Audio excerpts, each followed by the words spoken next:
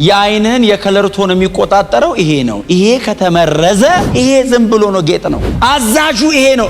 አልነቃንም። ብዙ ሰው እኮ እግሩ ቸርች ነው፣ ልቡ ዓለም ነው። ለምን? ቦምባርድ ተደርጓል። መንፈሳዊ ውጊያ እኮ እሱ ነው። መንፈሳዊ ውጊያ ሲባል ትዝ የሚላችሁ ምንድነው እናንተ?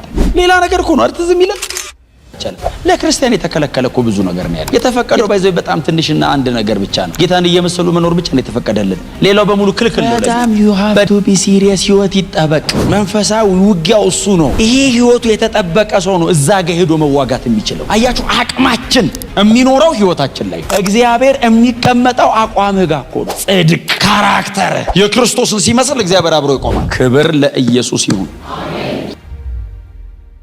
ከኛ ኃላፊነቶች መካከል አንዱ መንፈሳዊ ውጊያን ማወቅ፣ ቀጥሎ በዚህ በቅዱስ ቃሉ መሰረት መዋጋት። ይሄ የአማኝ ኃላፊነት ነው። ስለማላቅ ብሎ አይዳንም። አንድ ሰው ወንጀል ቢሰራ ፍርድ ቤት ሲገባ አያቅም ቢባል ተውት አይባልም፣ ታስሮ ይማራል። አለማወቅ አያድንም። 2000 ዓመቱ ነው ከተጻፈ፣ እጃችን ላይ ነው ያለ። አጥንተን ገብቶን እንደ እግዚአብሔር ቃል እንዋጋለን። ክብር ለኢየሱስ ይሁን።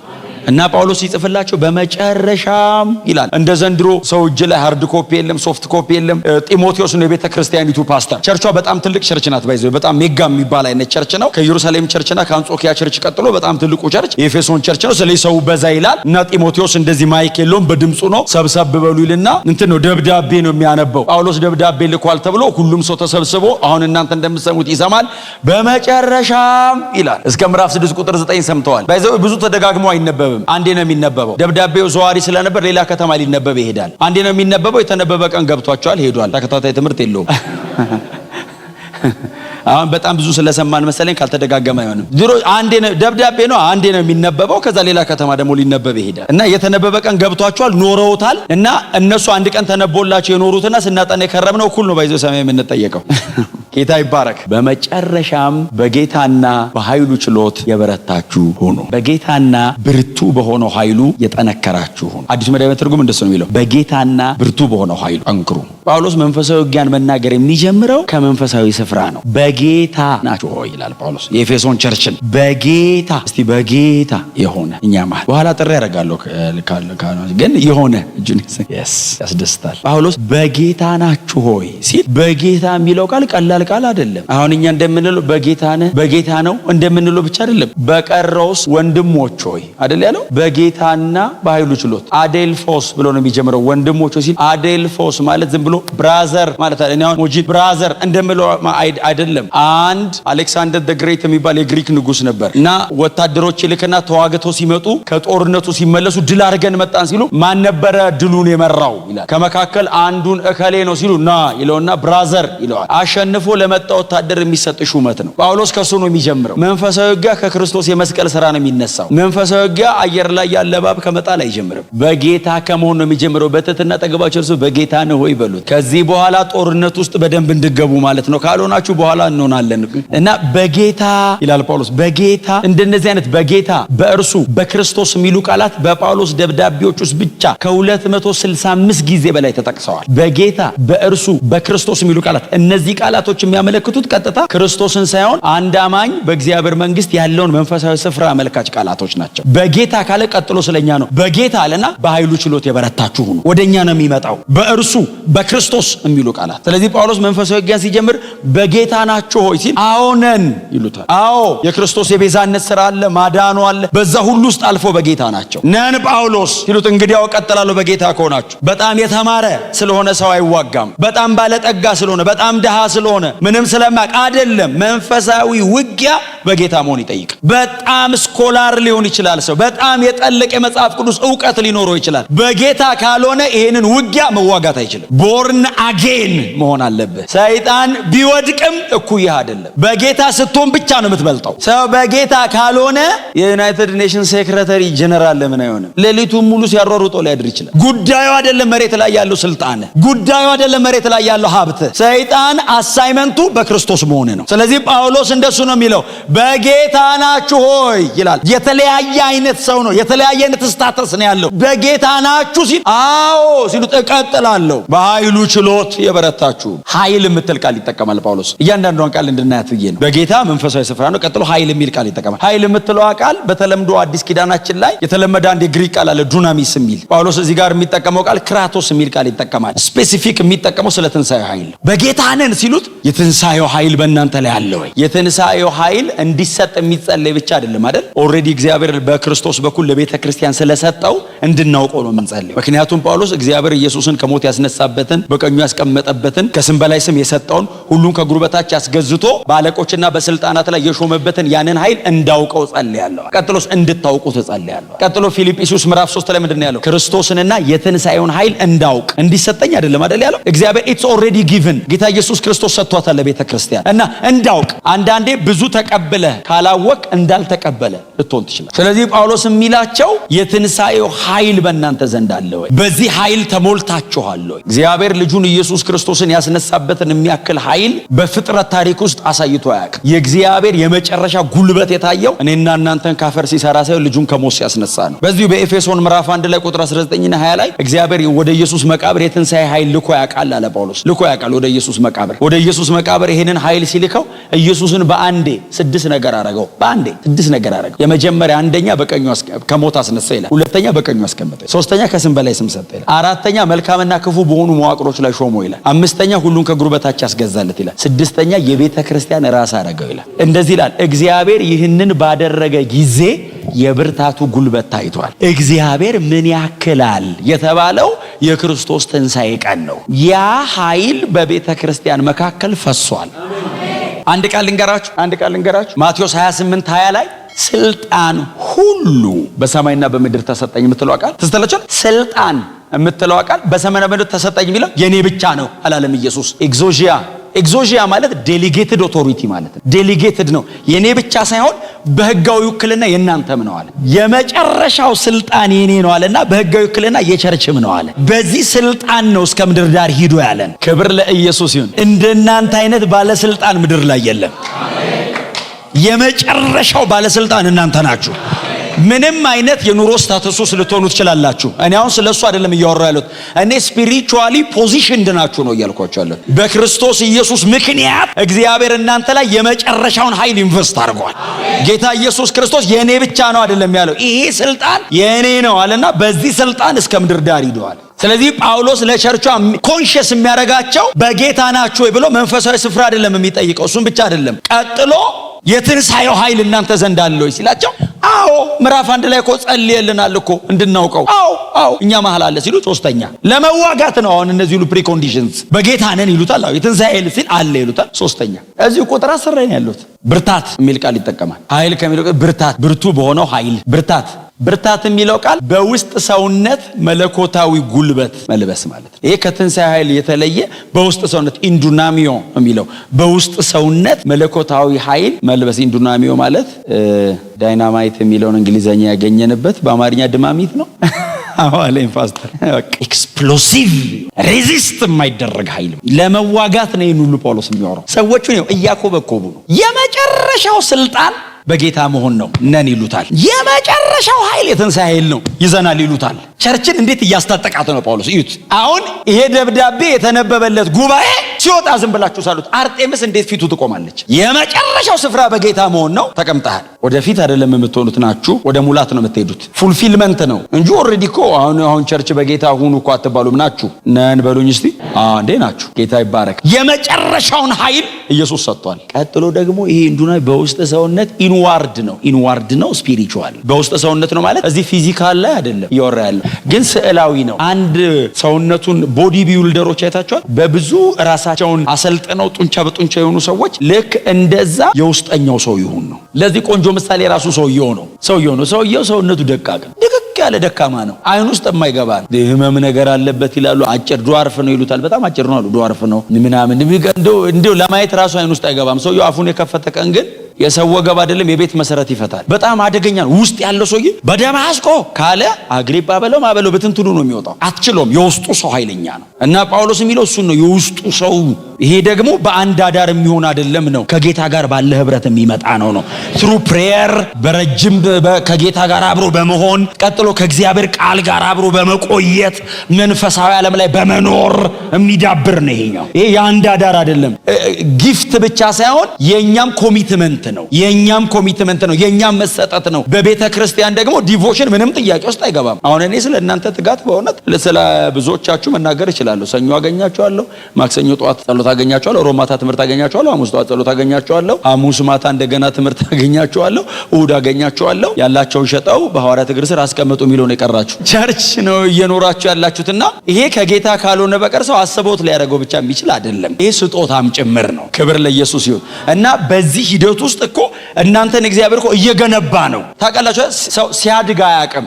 እድገት እኮ ብዙ ጊዜ እኮ አታውቀውም። ስታድግ ናቹራል ነው። ናቹራል እኮ ነው ስታድግ፣ ናቹራል ስለሆነ ኖርማል ነው። አለማደግ እኮ ነው የሚያስታውቀው አይደል? የተወለደ ልጅ አሁን ያድጋል። እድገት ሂደት ነው። ታድጎ አይታደረም፣ በአመታት ነው የሚታደገው አይደል? የተወለደ ልጅ አሁን ስታይ እንደ ዝም ብሎ የ8 ወር ልጅ የ9 ወር ልጅ እንትን እየያዘ ድክ የሚል ልጅ እዚህ ጋር አምጥተው ወጣ ብትለው ይወጣል እንዴ? አይወጣም። ኢየሱስ ክርስቶስም ውጣ ብትለውም አትፍሮ አይወጣም። ይሄንን ልጅ አሁን እንዲወጣ ማብላት ነው። አብልተ እያጠጣ እያበላ እያጠጣ በ10 ዓመት ውስጥ 2 ደረጃ ባንድ ይወጣል። እድገት የሚፈታው ብዙ ነገር አለ። ቸርች ከጌታ ጋር በመኖር ብቻ የሚፈታ ፕሮሰሱን ጠብቆ በማደግ የሚፈታ እና ጳውሎስ ሶስተኛ የሚያቀርበው እሱን ነው። እና የኤፌሶን ቸርች ደግሞ በዚህ ጤነኛ ናት። በጣም ጠንካራ የሆነ ትምህርት አለ። ቀጥሎ ጠንካራ የሆነ እንደ ጢሞቴዎስ አይነት አስተማሪ ያላቸው፣ ከዛ ውጭ ደግሞ ይጸልያሉ ሰዎች። ይሄም ትጋት አለን። ጳውሎስ ይሄን ሁሉ ነገር ግን አስታጥቀን ይሄንን ሁሉ ነገር ተሸክሙ ብለህን ግን ምንድነው የምንዋጋው ይሉታል። ምክንያቱም ቆላሲያስ ላይ ስታስተምረን ቆላሲያስም እዚህ በዚህ ጊዜ አይደል የተጻፈው? ቆላሲያስ 2:14 ምን አለ እኮ ስትጽፍ ክርስቶስ በመስቀሉ ያለቆችና የባለስልጣናትን ማዕረግ ገፏል ብለህ ጽፈሃል። ሰይጣን ተሸንፏል ብለህ የጻፍከው አንተ ነህ። ማዕረጉ ተቆርጧል፣ መውጊያው ተነጥቋል፣ ባዶን ነው ብለህ እኮ ያስተማርከን አንተ ነህ። ምን ለመዋጋት ነው ይሄንን ሁሉ ኃይል የምንለብሰው? ይሄ ሁሉ ነገር ላያችን ላይ የተቀመጠው ሲሉት ቁጥር 11 ነው። ለዚህ መድኃኒቱ የዲያብሎስን ሽንገላ የዲያብሎስን የተንኮል ስራ አይደለም የሚለው። እግዚአብሔር ያለን ምንድነው? ለድግምቱና ለሟርቱን ያለው አፉን እናንተ ጠብቁ ነው ያለ። ዲሴፕሽን ሽንገላውን፣ የዲያብሎስን ሽንገላ ምንድነው? ጳውሎስ ምን ጠብቁ? የዲያብሎስን ሽንገላ። ዛሬ እቺን ነው የተወሰነ ነካክቻት የምጨርሰው። ሽንገላ አካባቢ መጽሐፍ ቅዱሳችን ላይ ሰይጣን በጣም በትጋት የለፋው የሰራው ሽንገላ ላይ ነው። ከዘፍጥረት ምዕራፍ 3 ጀምሮ እስከ ዘንድሮ ድረስ ሰይጣን በቤተ ክርስቲያን በሙላት እየለፋ ያለው ዲሴፕሽን።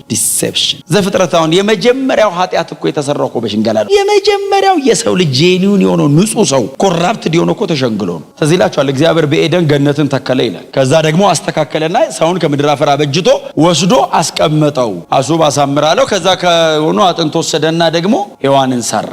አብረው እየኖሩ ያለ አይደለም የሚለው ምዕራፍ 3 ላይ እባብ በምድር ላይ ካሉ ፍጥረታት ሁሉ እጅግ ተንኮለኛው ነበር ልና መጣ። ያኛው በእባብ ውስጥ ሆኖ መጣ። ሔዋንን አገኛት። አንድ ጥያቄ ነው የጠየቃት። ስለማያውቀው አይደለም የጠየቃት፣ ፕሮግራም ስላለው ነው የጠየቃት። ስለማያውቀው አይደለም የሚጠይቀን፣ ፕሮግራም ይዞ ነው የሚጠይቀን። በእውኑ እግዚአብሔር አምላክ በኤደን ገነት ካለው ዛፍ እንዳትበሉ አዟልን? እንደታዘዘ ያውቃል። አዟልን ሲላት ከሁሉም እንበላለን፣ ከዚህኛው ግን በበላችሁ ጊዜ ሞትን ትሞታላችሁ ብሎናል አለችው። በጣም ቀላል ጥያቄ፣ እጅግ በጣም ከባድ ጥያቄ፣ በጣም ግልጽ ግን ዘላለምን የሚወስን ጥያቄ። እንዳትበሉ ብሏል እንዴ ሲላት አይ አላለም፣ ከሁሉም እንበላለን፣ ከዚህኛው ግን ከበላን ሞትን ትሞታላችሁ ብሎናል ስትለው፣ ቀጥሎ ሰይጣን ያላት አትሞቱም፣ ይሄን በበላችሁ ጊዜ እንደርሱ ነው የምትሆኑት፣ መልካምና ክፉ የሚባለው ነገር ትለያላችሁ እንጂ በፍጹም አትሞቱ ሲላት፣ ሔዋን ወዲያው ቀጥፋ አልበላችም። መቼስ እንግዲህ ያው ገስጻው ይሆናል፣ እግዚአብሔር ይገስጽህ አሳሳች ምናምን ብላ ሄደች። ያው ታውቃላችሁ ሽንገላ በተቃውሞ ጸሎት አይፈርስም፣ ሐሳብ ስለሆነ በእግዚአብሔር ቃል ነው የሚፈርሰው። ልቀቀኝ ብላ አታስለቅቀውም፣ የእግዚአብሔር ቃል ነው የሚያመክንልህ። ምክንያቱም ሄደችና ተመልሳ ስትመጣ ዛፉ ራሱ ነው፣ አልተለወጠም። ዛፉ ስትመጣ ቦምባርድ ስላረጋት ዛፉን ስታየው ትርጉሟን ቀይሮታል። ሲያዩት ያምራል አለች፣ አያምርም፣ ራሱ ነው። የአይንህን የከለር ቶን የሚቆጣጠረው ይሄ ነው። ይሄ ከተመረዘ ይሄ ዝም ብሎ ነው፣ ጌጥ ነው። ይሄ እኮ ዝም ብሎ እኮ ነው የመጣው። ይሄ እኮ ነው የሚያዘው። ይሄ አይታመም እኮ፣ ይሄ ይታከማል። ይሄ አይታመም፣ ከከፈቱት ራሱ ይበላሻል። ሳይነካ ጨርሱ። በእውነት የደጁም የውስጡም ይሄ አይምሯችሁ አይነካ፣ የውስጡም የደጁ አዛዡ ይሄ ነው። ሰይጣንም እጇ ጋር አይደለም ትግል ያደረገው እዚህ ላይ ነው። ይሄንን ገልብጦት ወጣ። ስታየው መጣች፣ ሲያዩት ያምራል አለች። ቀጥሎስ ለጥበብ መልካም ሕይወቴን ብመራበት አለች። ቀጥሎ ለመብላትም ያስጎመጃል አለች። አፒታይቷን ኒዷን ኮንትሮል አድርጎታል ኦልሬዲ። ቀጥፎም ሰጣት የሚል የለም፣ ጎትቶ አስቀጠፋትም የሚል የለም። ነግሯት ወጥቶ ሄዷል። ደጅ እንገናኝ ብሏት እርግጠኛ ነው ይሄን ሽንገላ ካስተናገደች አትቆይም እዛ ቤት። እኔ አሁን ሸነገላት ይልና እኔ ስላላነበብኩ ነው። ኤደን ገነት ላይ በር ላይ ቁጭ ብሎ ጫት እየበላ ደገመባት የሚላል ሲሟርትባት ከረመ የሚልስ የለም። ከድግምት ይበልጣል ሽንገላ፣ ከድግምት ይበልጣል ሽንገላ። በጣም ሲሪየስ ነው። አልነቃንም። ብዙ ጊዜ ብዙ ሰው እኮ እግሩ ቸርች ነው ልቡ ዓለም ነው። ለምን? ቦምባርድ ተደርጓል። መንፈሳዊ ውጊያ እኮ እሱ ነው ጦርነቱ። ጳውሎስ ተጠንቀቁ ያለው እኮ እሱ ነው። እንደውም ቆሮንቶስ ላይ ምንድን ያለው? እባብ በተንኮሉ ሔዋንን እንዳሳታት ለክርስቶስ ካላችሁ ቅንነት እናንተ እንዳትጎሉ ብዬ እፈራለሁ። ምንድነው የሚያስፈራ?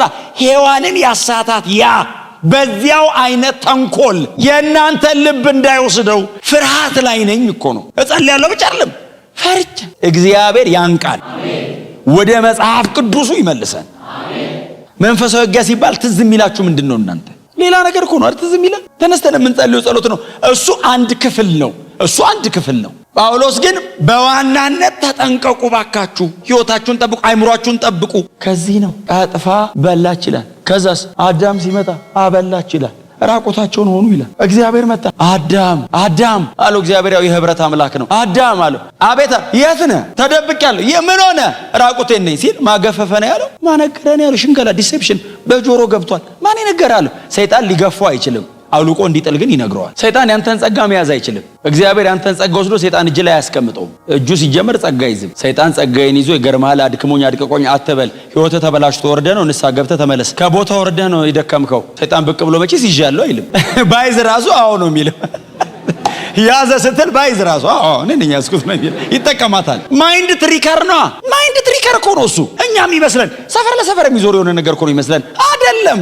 ራሱን የቻለ ሌላ እኮ ኪንግደም ነው። በጣም you have to be serious። በጣም ኮንሽስ ሁኑ። ሰዎችን እየጸለይን ማዳን ብቻ አይደለም፣ እኛ የቆምንበት ላይ መጽናት አለብን። ሕይወታችን ተጠብቆ መቆየት አለበት። እንዴ እኔ ቦምባርድ ተደረጌ ሌላውን ሰብኬ ባድን ምን ያደርጋል? እንዴ እኔ አገልግያጌ የተጣልኩ እንዳልሆነ ያለው ጳውሎስ እኮ እሱን እኮ ነው። ደክመኝ እንዳልወድቅ ማለት እኮ አይደለም እኮ ትርጉሙ፣ እንዳልዘረፍ እኮ ነው። you have to be serious። በጣም ሐሳባችሁን፣ ልባችሁን፣ አይምሮአችሁን፣ ሕይወታችሁን ጠብቁ። እስቲ አሜን በሏ። ጥቃቅን የምትመስል ልምምድ ነገ አድጋ ትገላለች። ቶሎ እመጣለሁ ካለ መጸለይ ሊጀምር ይችላል። ከዛ ማነገር አለው።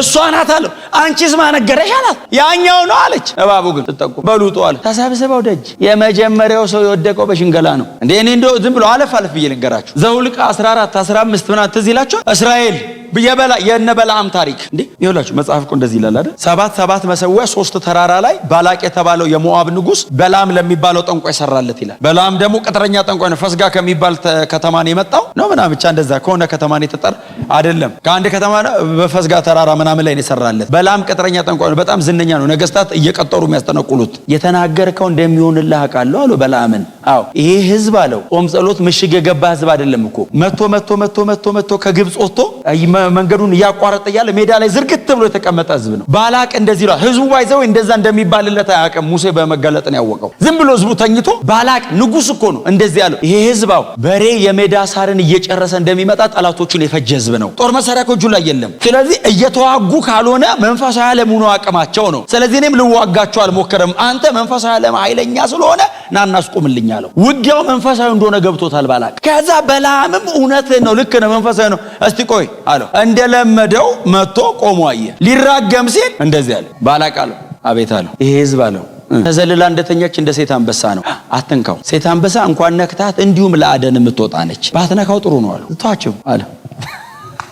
አልተዋቸውም አለው። እየመጡ እኮ ነው አለው። ጥርግ ነው የሚያደርጉኛል። እየጠረጉ ነው የመጡት። ከዛ ሌላ ከተማ ሌላ ተራራ ላይ ወሰደው። ቆይ በዚህ ጋር ዝግ ነው አለው። እስቲ ሌላ ክፍተት ይኖራል ብሎ ወሰደው። ሲወስደው እንደዚህ ያለና አንድ በጣም የምንወዳት ጠቅሳለች። ማንም ሰው ነው የሚጠቅሳት። ጧጧ በተለይ በያዕቆብ ላይ ድግምት አይሰራም ምናምን ባይዘው በላም ነው ያለው። በላም ነው እውነቱን ነው። በእስራኤል ላይ ድግምት አይሰራም፣ በያዕቆብም ላይ አስማት አይሆንም። ምን ማለት ነው? በዚህ አትሰብረውም አለው። አጥሩን በድግምት በመዋርት ምናምን የምትገለው አለ። ይሄን ህዝብ አትችለውም አለው በድግምት እና አይሰራባቸውም አለው። ተገጥመዋል ላያቸው ላይ ዙሪያቸው አምላካቸው አለ። ቆይ ኧረ እንዳትለቃቸው በዛኛው በኩል ሲወስደው ትንቢት ተናገረ። እስካሁን እንትን ነው እየተከላከለ ነው። አሁን ትንቢት ከዚህ ህዝብ ኮከብ ይወጣል አለው። የሞዓብን ራስ ይቀጠቅጣል አለው። ይፈጨዋል ሲለው ቀጥሎ ባላቅ እንደዚህ አለው፣ እማትረግማቸው ከሆነ አትመርቃቸዋል። ምክንያቱም ይሰራላ እንዴ ካልረገምካቸው ምን አስባረከ ታዲያ? ዝም ብላ ትሄድ ማለት ወደ ቤታ ይፈጨዋል አለው። ይኸውላችሁ በድግምት በመዋርት በምናምን ምንም ያልሆነ ህዝብ በአንድ ቀን 24,000 ሰው እኮ ሞተ ከእስራኤል ህዝብ። በምን አዲስ ኪዳን ላይ ያሉ ጸሐፊዎች የጻፉልን የበለዓም ትምህርት ዲሴፕቲቭ ነው። ሰውየው ቆነጃጅት በመካከላቸው ላክና በኃጢአት እንዲወድቁ አርጋቸዋል። በኃጢአት ከወደቁ አምላካቸው ቅዱስ ነዋ። ያኔ አንተ አይደለም አምላካቸው ራሱ ይቃወማቸዋል አለው። የአዲስ ኪዳን ጸሐፍት ናቸው ነገር ሁለተኛ ጴጥሮስና ራዕይ ምዕራፍ 3 ላይ ቲያጥሮን ቸርች ኤልዛቤል ያለችበት ቸርች ላይ በለዓምም አለ። የሐሰት መንገድ የወደደ የቢዮር ልጅ በለዓም ይለዋል። የበለዓም ትምህርት ተጠንቀቁ አለ አይደል? የአዲስ ኪዳኑ በለዓም ረጋሚ አይደለም፣ አስተማሪ ነው። ሂዝ ቲቸር። የአዲስ ኪዳኗ ኤልዛቤል እኮ አስተማሪ ናት። ከትምህርቷ ካልተመለሳችሁ እኮ ነው የሚለው። ቲቸር ናት ነው። ዲሴፕቲቭ ሆኗል ማለት ነው። አሰራሩ በሙሉ ቀይረውታል። በድግምት ያልሞተ እስራኤላዊ በሽንገላ እኮ ነው የወደቀው። ሶምሶን የሚባል ሰው ታውቃላችሁ? መሳፍንት ከምዕራፍ 13 እስከ ምዕራፍ 16 ያለ እስራኤልን ነፃ ለማውጣት እግዚአብሔር በተለየ ሱፐርናቹራል ኃይል የሞላው ሰውዬ የከተማ የቅጥር በር የሚነቅል። ይሄንን ማንሳት እኮ ከባድ ነው። ሶምሶን እኮ የቅጥር በር የከተማ በር እኮ ነቅሎ ጥሎት ሄዳ አይልም፣ ወደ ተራራ ወስዶ ጣለው ነው የሚለው። መለሰው አምጥተው እንዳይሰሩት እኮ። ምን አይነት ፍጡር ነው? ወደ ተምና እየሄደ እያለ አንበሳ መጣበት ይላል። በእጁ ምንም የለም ይላል። አንበሳ ሲመጣ ሲወርድበት በእጁ ምንም ሳይኖር ሰው በእንትን ጠቦት እንደሚቆራረጥ አንበሳውን እኔ እንደዚህ አይነት ብትኖሩ ነው መረዳት የምንችለው። ራሱ ቆራረጠው ይላል አንበሳውን። እጁን ግንጥል አንበሳ እንግዲህ አንበሳ ደቦሎ የሚለው ወጣት አንበሳ ነው። አግሬሲቭ ነው። ሊበላው ነው የመጣው። ኤላዩ ላይ ያለውን ኃይል ቀበሮ ያዋራል እኮ አንተ። ቀበሮ 300 ቀበሮ 300 ቀበሮ ከጫካ መጣ ይላል። ቀበሮ አንደርስታንድ ያደርጋል። ኑ ቀበሮች መጡ፣ ሁለት ነው አላቸው። ሁለት አረጋቸው ይላል እኮ። ከዛ ጭራቸው ላይ አሰራ እንደ ወንጌል ስርጭት እንደማለት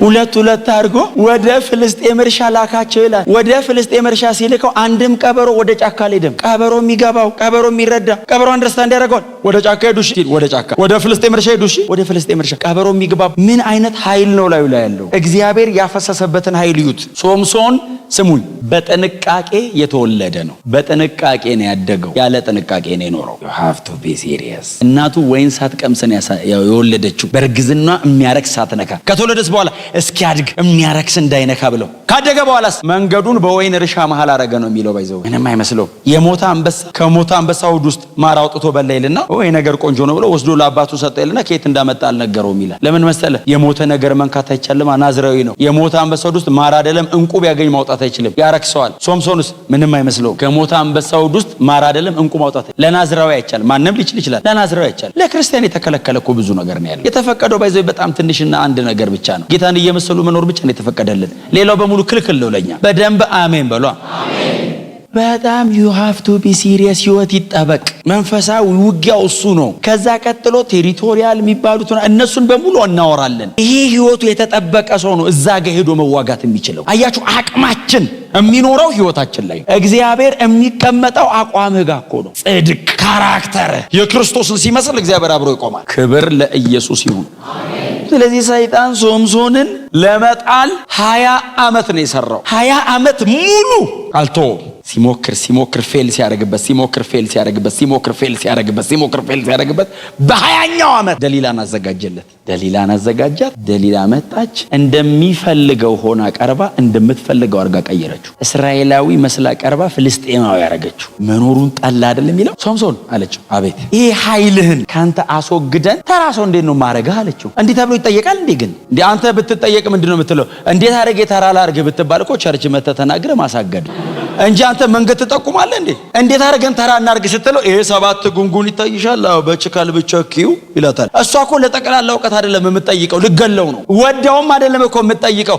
ከጀርባው ዮሴፍ የተሸጠበት አይነት የ7 ባሪያ ዋጋ እኮ ተስማምታበታል። 7 ችካል ቸክላ ከተኛ በኋላ ሶምሶን መጡበት ስትለው ንቅልቅል አድርጎት ብድግ ይላል። ከዛ ደግሞ እንደገና እጅን ምንም ባልታሰረበት ገመድ ብታስሩ ይላታል። ብጥስጥስ ያረጋዋል። ጨዋታ አረጋው። ልገለው እኮ ነው። እሷ አንድ ግለሰብ ሶምሶን የሚባል ግለሰብ ቤተሰብ አይደለም። እስራኤልን ነፃ ለማውጣት ነው። እግዚአብሔር ኔሽን እኮ ከጀርባው አይቶበታል። ይዘውዬ ሰውየው ፌል ሲያደርግ ኔሽን ነው ፌል የሚያደርገው። እሱ ሲወድቅ እኮ ከጀርባው ስንት ህዝብ ነው አብሮ የሚወድቀው። እግዚአብሔር ነፃ ለማውጣት ነው ይሄንን ሁሉ ኃይል ላይ እንጂ ሱፐር ሂሮ ሊያደርገው ፈልጎ አይደለም። እግዚአብሔር ቢዝነሱ ከጀርባ ብዙ ነው። እግዚአብሔር እናንተን ወደዚህ ሲጠራችሁ ከጀርባችሁ ከተማ እኮ አለ። በጣም ብዙ ቤተሰባችሁ እኮ አለ። በጣም ብዙ በጨለማ ስራት ውስጥ ያለ ህዝብ አለ እኮ ከእናንተ ጀርባ። እግዚአብሔር እናንተን እዚህ አምጥቶ ሲሞላ ያንን ትውልድ ለመናጠቅ ነው እንጂ የተለየ ለማድረግ አይደለም። የተለየ የለም። አፍጥሮል ኢየሱስ ብቻ ነው ልዩ። መጨረሻ ላይ መኖሩን እስኪጠላ ነዘነዘችው። አትወደኝም ማለት ቃል በቃል እንደዚህ ነው ያለች አይደል? መሳፍንት 16 ላይ አትወደኝም፣ ብትወደኝማ የልብህን ትነግረኛለህ። አትወደኝም ስትለው የልቡን አውጥቶ ነገራት። እኔ ናዝራዊ ነኝ አለ። ከተወለድኩ ጀምሮ ጭንቅላቴ ላይ ስለታርፎ ያውቅ ይሄን 7 ጸጉሬን ሙልጭ አርገሽ ብታነሺው ተራሶ ነው መሆኑ ሲላት መጽሐፍ እንደዚህ ይላል። ባይዘው የልቡን አውጥቶ እንደነገራት ታወቀች ይላል። የመጨረሻ እንደሆነ ሲገባት የፍልስጤም ገዢዎችን ጠርታ በቤቷ ጀርባ አቆመች ይላል። ከዛ ተኛና እጁን አስራ ላጨት እሷ አይደለች መላጨቱ ጠርታ ሙልጭ አርገው ላጩትና ቀሰቀሰች። ሶምሶን መጡ የእስራኤል የፍልስጤም ገዢዎች ስትለው ብድግ ሊል ሲል እንደ ወትሮ መስሎት የሚል ቃል አለ። ሲነሳ አልቻለም ይልና አንድ በጣም የሚያስፈራ ቃል አለ። እግዚአብሔር ከርሱ ሄዶ ነበርና ይላል። ሶምሶን ብዙ ቀይ መብራት ጥሷል። አንድ መብራት አይደለም ያለፈው፣ በጣም ብዙ መብራት ጥሷል። ከዛ ፍልስጤማውያን ያዙትና የዳጎን ቤተ ጣዖት ወፍጮ እንዲፈጭ አረጉት ይላል። እስራኤልን ነፃ ለማውጣት የተሰጠውን ኃይል የዳጎን ቤተ ጣዖት ወፍጮ ፈጨበት። ዲሴፕሽን በጣም ሲሪየስ። አንድ ነገር ብቻ ልንገራችሁ ይብቃኝ። ሰይጣን ኢየሱስን ለመሸንገል ሞክሯል። ኢየሱስን ማቴዎስ ወንጌል ምዕራፍ 4 እና ሉቃስ ወንጌል ምዕራፍ 4 ላይ ትዝ ይላችኋል። እነዛ 3 ፈተናዎች የልጅ ፈተና፣ የካህን ፈተናና የንጉስ ፈተና ፈትኖታል። ኢየሱስን እንኳን ለመሸንገል አልተመለሰም። ኢየሱስን ለመሸንገል ካልተመለሰ እኔና እናንተ። ስለዚህ ኮንሺየስ ነው። አሜን ነው። ሰይጣን ኢየሱስን የመጀመሪያ የጠየቀው 40 ቀን 40 ሌሊት ከጾመና ከጸለየ በኋላ ተራበ ይላል። ሲራብ ፈታኝ ወደሱ ቀረበ የሚል ቃል አለ። ከ40 ቀን ጾም ጸሎት በኋላ አንተ ምን አይነት መንፈሳዊ ዓለም ነው አክሰስ ማድረገው ብለህ ስትጠብቅ ፈታኝ ሲመጣ አጥንት ላይ ቆዳ ተጣብቆ ከረሃብ አልፎ ማለት ነው። 40 ቀን ያለ ምንም የጾም አለ እዚህ አይኖርም። ቢኖር በጌታ አቅፍ ነው የሚሆነው እንዴ። ምግብ አይወስድም፣ ፈሳሽ እኮ አይወስድም እኮ ምንም እኮ አይወስድም። አየር ብቻ ነው የሚለው እኮ ምንም እኮ አይወስድም። ምንም ሚል እኮ አያርፍም። ከ27 ቀን በኋላ መሰለኝ እኔ እንጃ ቆይቷል በጣም ካነበብኩት። ከ27 ቀን በኋላ መሰለኝ ከሰውነት ውስጥ ያለ ገዳይ ነገር በሙሉ ይወጣል እና ሰውነት በጣም ሶፍት ነው የሚሆነው። ከ40 ቀን ጾም ጸሎት በኋላ ሰው ቢበላ ይሞታል። እንደ ልጅ ነው የሚሆነው። ባይዘው ረሃቡ ብቻ ሳይሆን መብላትም ነው የሚገል። ዳቦ አርገው ያለው እኮ ሊገለው ነው እንጂ ኃይልን አሳይ ብቻ አይደለም። ቀይሮ ቢበላም አይችልም ሰውነቱ። የእግዚአብሔር ልጅ ከሆንክ ይሄን ድንጋይ ዳቦ አርግ አለው። ቀስ ብሎ ነው የጠየቀው። የመጀመሪያው አዳም በሚበላ ነው የወደቀው። ሁለተኛው አዳም የቀረበለት የመጀመሪያ ጥያቄ የሚበላ ነው። ዘንድሮም በጣም ብዙ የምንጠየቀው የሚበላ ነው። የመጀመሪያው አዳም ሁለተኛውን የመጠየቅ ዕድል አልነበረውም። በመጀመሪያው ወደቀ። ይሄኛውንም የእግዚአብሔር ልጅ ከሆንክ ድንጋዩን ዳቦ አድርግ ማለት ማቴዎስ 3:17 ላይ እኮ በእርሱ ደስ የሚለኝ የምወደው ልጄ ብሏል አብ። ልጁ ነው ያለው። አንድ ነው ጥያቄው፣ ውስጡ ሁለት ነው። የመጀመሪያው አይደንቲቲ ነው፣ ልጁ ነው ወይ ነው። ቀጥሎ ሁለተኛው ደግሞ ርቦታል፣ ኒድ ነው። የእግዚአብሔር ልጅ ከሆንክ ድንጋዩን ዳቦ አድርግና ብላ ሲለው ጌታችን እኮ የተለየ እኮ ነው በእውነት። እኛ ብንሆን መሬቱ ላይ ጭነን ነው የምንጸልየው። አንተ ድንጋይ፣ አንተ መሬት፣ እኔ እግዚአብሔር ሰው 40 ቀን ጾም ብለህ አይለወጥም። አትታገሉ። ሽንገላ በዚህ መንገድ አይመለስማ። ጌታችን እኮ እያስተማረን ነው። እሱ መቀየር አቀጥ ምድር ብሎ የጠራት እኮ እሱ ነው። ዳቦኝ ቢላት ዘንድሮ ዳቦ ላይ ነበር የምንሄደው። ይችላል፣ ችሎታ አይደለም። ሽንገላ ላይ ሮያሊቲን ሳይሆን ሎያሊቲ ነው የምትጠቀመው። የእግዚአብሔር ልጅ አይደለም። በጣም ዋይዝ ሆነ እንደ እግዚአብሔር ቃል ነው የምትሄድ እና እስቲ ዳቦ አድርግ ሲለው ኃይሉ አለው። ግን እኔ ዳቦ እያረኩ አልኖርማ። ለእኔ ነው ፍለጋውን የሚተውልኝ። ሰው በእንጀራ ብቻ አይኖርም ከእግዚአብሔር አፍ በሚወጣ ቃል ጭምር እንጂ ተብሎ ተጽፏል ብሎ ዘዳግም 8ን መዘዘና ኢየሱስ መታው። የእግዚአብሔር ቃል ሰይፍ አይደል? ይጠቀመዋል። ሬሞን ይጠቀመዋል። መዞ አረገው። እግዚአብሔር ያሳየ የእግዚአብሔር ቃል እንዴት ኃይለኛ እንደሆነ ከኢየሱስ አፍ ደግሞ ሲሆን አንደኛ እሱ የእግዚአብሔር ቃል ነው። ቀጥሎ ካፉ የሚወጣ የእግዚአብሔር ቃል ነው። የእግዚአብሔር ቃል ስብዕና ይዞና የእግዚአብሔር ቃል ንግግር ሆኖ እንደማለት ነው። መዘዘ የእግዚአብሔር ቃል በእግዚአብሔር ቃል ሲመልስ የመጀመሪያው ግጥሚያ ሪንጉ ምድረ በዳ ላይ ተዘጋጀው። መታው። ሲመታው ከሪንጉ ውጭ ወደቀ። ሁለተኛ ዙር ስላለ ደሙን ጠራርገውለት በረዶ አድርገውለት ሰይጣን ሁለተኛ ዙር ገባ። ሊጋጠም ሁለተኛ ዙር ገባ። ሁለተኛው ሪንግ የተዘጋጀው ደግሞ ቤተ መቅደስ አናት ላይ ነው። ከተማ እየተመረጠ ነው የሚዘጋጀው። ቤተ መቅደስ አናት ላይ ነው። ደግሞ ቦታ የሚመርጠው እኮ እሱ ነው። ምክንያቱም ፈታኙ ይዞት ወጣ ነው የሚለው። የፈለክበት እንጋጠም ብሎ ነው። የትም ኢየሱስ ያሸንፈዋል።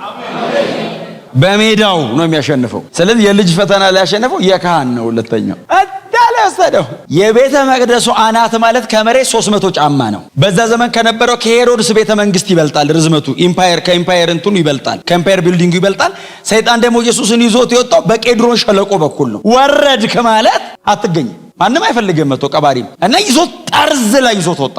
በጥቅስ አይደል ኢየሱስ መጥቶ የጣለው፣ ሰይጣን ጥቅስ ይዞ መጣ። ሁለተኛው ላይ አስቦ መጣ። ስሜታዊ ነው የመጀመሪያው ልጅ እንደሆነ ያወቁ ብሎ። ምክንያቱም ሰማይ ቅዱስ ቅዱስ የሚለው እኮ እሱን ነው። ወርውሮት እኮ ነው። መሬት እኮ ተገናኝተው ነው። ሰማይ እኮ ይተዋወቃሉ እንዴ!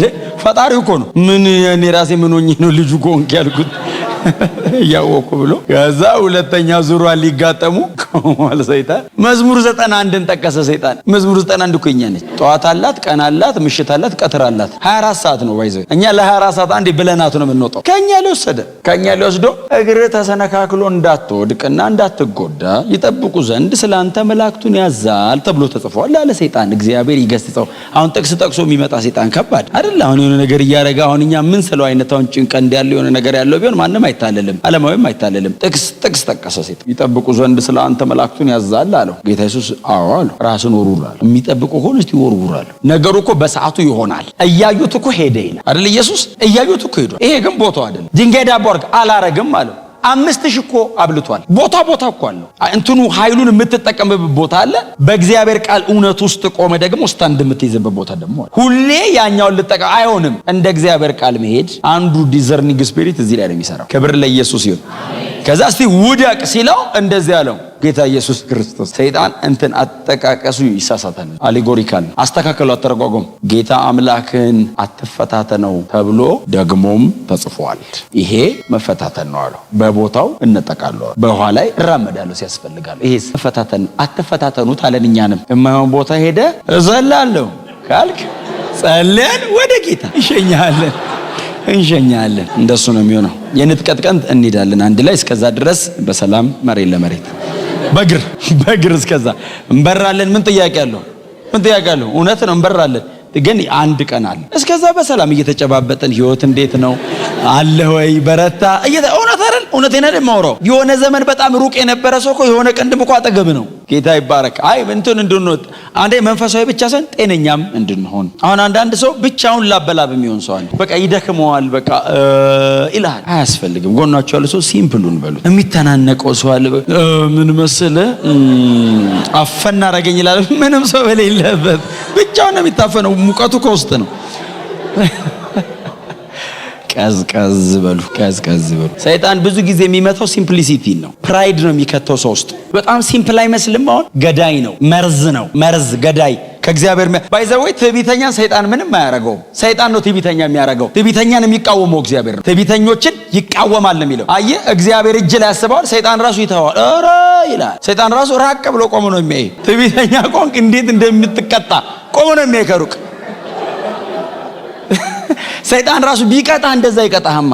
ግን ጌታ ኢየሱስ ክርስቶስ ጌታ አምላክህን አትፈታተን ተብሎ ተጽፏል ሲለው ይሄኛውን እዚህም ላይ ድል አረገው። የመጨረሻና ሶስተኛዋን እሷ ልንገራችሁና እንጸልያለን። የመጨረሻዋ ላይ በተራራ አናት ላይ ወሰደው ይልና እጅግ በጣም ከባድ ፈተና ነው ይሄኛው። የዓለምን መንግስታት ከነ ክብራቸው አሳየው። በጣም ከባድ ነው። ዌልዝ የሀብታቸውን ክብራቸውን በሙሉ አሳየውና እንደዚህ ያለው ለምወደው ነው የምሰጠው አለ። እግዚአብሔር ይገስጸው ሰይጣን። ኢየሱስን እንደዚህ ያለው ይሄን የምሰጠው ለምወደው ነው አለ። ኢየሱስን አስባችሁታል? እንዲህ ሲሸነግል ለምወደው ነው የምሰጠው ይሄንን አለው። ምን ማለት ነው? ያው እንድትቀበለኝ አለውና ለምትወዱት መቼስ ብዙ ነገር በነፃ ነው። ለምወደው ነው የምሰጠው አለና ወድቀህ ብትሰግድልኝ 3 ዓመት ለፍተህ ያን ሁሉ ሲቃይ ተሰቃይተህ መስቀል ላይ ምናምን ብለህ ሲቃይም በልተህ ከምታድናቸው ማንም በሌለበት አንዴ ስገድልኝ። ገና ደቀ መዛሙርትም አልመረጠም ብቻውን ነው። አንዴ ስገድልኝና በአቋራጭ ለምን አልሰጠህም አለ።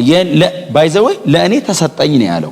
የኔ ነው አለው። ጌታ ኢየሱስ ያንተ አይደለም አላለውም ባይዘወይ። ምክንያቱም ጌታ ኢየሱስ ክርስቶስ እኮ ራሱ ያለው ምንድነው? የዚህ ዓለም ገዢ አይደል ያለው። እኔ ተመልሼ እስከመጣ ያለውን ስርዓት የሚመራው እሱ ነው እኮ ነው። እና ለእኔ ተሰጥቶኛል አለ። ይሄ ሁሉ እንድሰጠው ውደቅና ስገድልኝ ሲለው ኢየሱስ አይገርምም? ስገድልኝ ሲለው አንተ ፈጥሬ እኔ እኮ ፈጣሪ ነኝ አላል። ጥንቃቄውን ይቱ ኢየሱስን እንዴት ኮንሽስ እንደሆነ ይቱ ኢየሱስን በጣም ኮንሽስ ነው። ከእግዚአብሔር ቃል ውጪ ወሬ የለው። ለጌታ ለአምላክ ስገድ እርሱንም ብቻ አምልክ ተብሎ ተጽፏል ሲለው መጽሐፍ እንዲህ ይላል፣ ፈታኙ ከእርሱ ሄደ።